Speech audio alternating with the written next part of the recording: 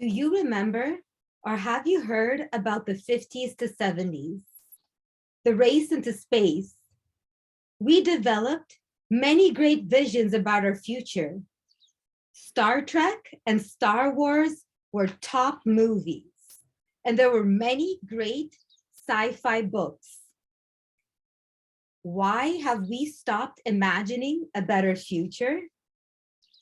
Did we all accept that our voice would not get heard or be funded anyway?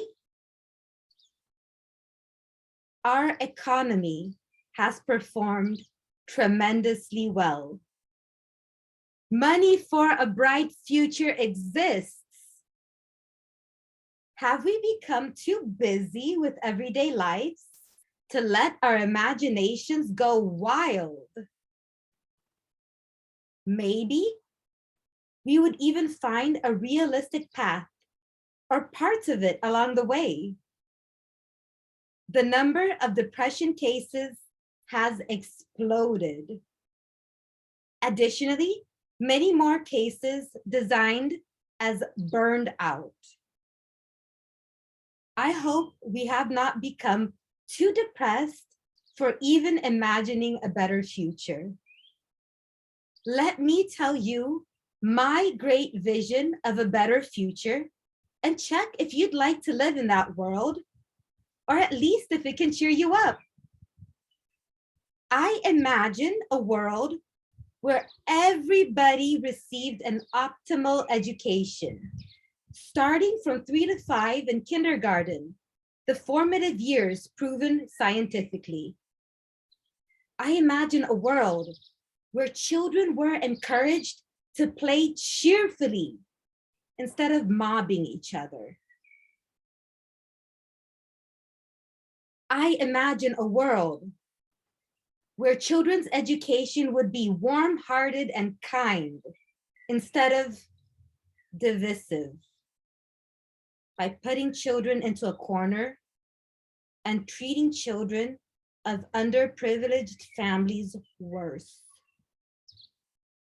I imagine a world where education would strive to boost instead of draining or diminishing children's energy and imagination, and thereby destroying their self-esteem.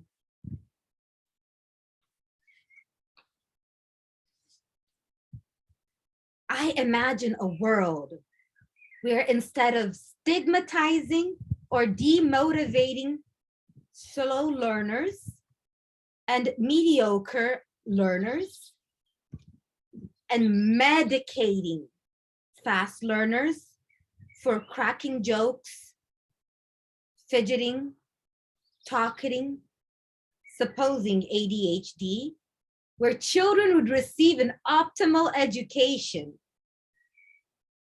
I imagine a world where children would be motivated and receive the support that they need, and children were supported to pursue their dreams, desires, and passions, getting coaching early on to help become world-class performers, leading edge on the way to a fulfilled life. I imagine a world where instead of silencing fast learners with Rubik's cubes and puzzles, how much more fun and devotion would these children experience if they were learning exactly what they wanted for their future lives, based on their strengths and passions? I imagine a world where we tap into the full potential of students, not just for their sake, but also for society, so that those that can and like can grasp more advanced knowledge and deeper their knowledge, skills, and interests, and become world-class performers. These are probably the future inventors and entrepreneurs who will develop thousands of jobs. How much more fun and devotion would children have if we teach them everything that they need for optimal success when they need it, to include soft skills and learning skills along the preferred desired channels, visual, auditory, tactile, so that costly tutoring would not be needed. Shouldn't we aim to bring as many of these fragile children's souls to blossom rather than breaking them, avoiding avoidable suffering and needing to therapize it later for enormous sums and time that could be better spent? I imagine a world where instead of so-called friends implementing the terrible knowledge is power principle to keep us from succeeding, we could turn them into compassionate neighbors and friends and co-workers who could actively and enthusiastically share their knowledge from their heart for the benefit of all, from small meetings to presentations where they would also excel. I imagine a world where instead of gossiping, everyone could continuously educate themselves, both technically and emotionally, regarding EQ, the emotional intelligence, and soft skills, and continuously share their best insights so we can keep upgrading each other while still having fun, as simply as sharing our experiences in our together dinners and lunches.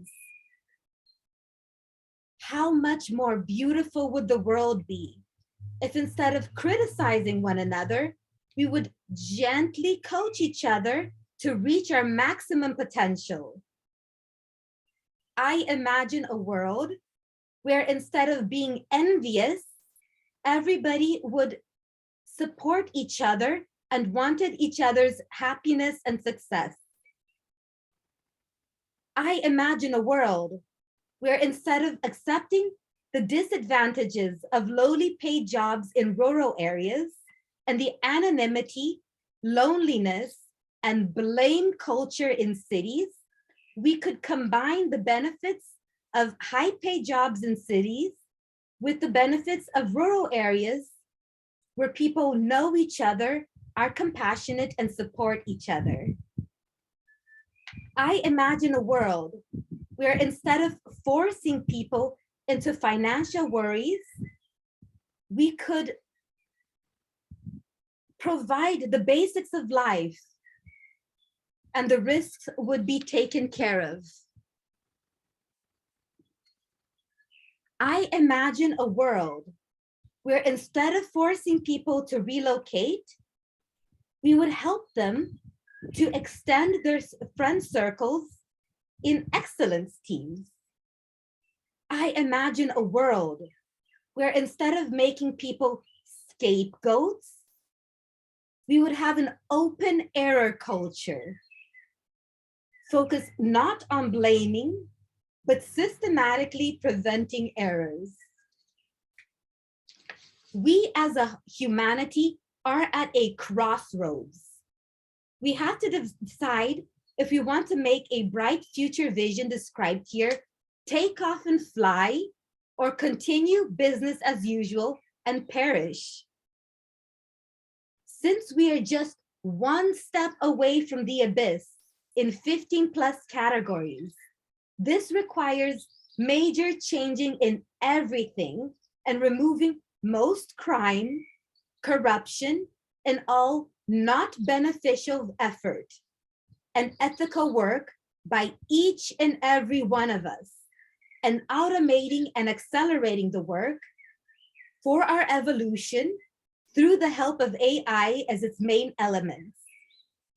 These shifts will free us so much money and resources that it'll just allow us to exploit our creativity rather than the environment and still bring us toward a high-tech future in abundance.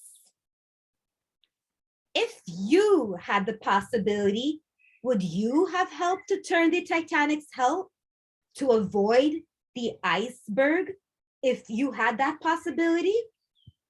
Even if you knew you would have been laughed at? It is the same with our society. We must quickly turn the help of the ship at a planetary level to avoid unprecedented disaster. The bottom line, when the love of power is overcome by the power of love, we will know peace, prosperity, and a better life for all. You can inform yourself at potentialism.net, and in particular, by asking decision makers and influencers like professors and politicians the right questions that we have in our material, and point them to our concept as a verified solution, which in spite of remunerations of up to $1,000, no one has yet found a flaw. You can't ignore this anymore. We must make a change now.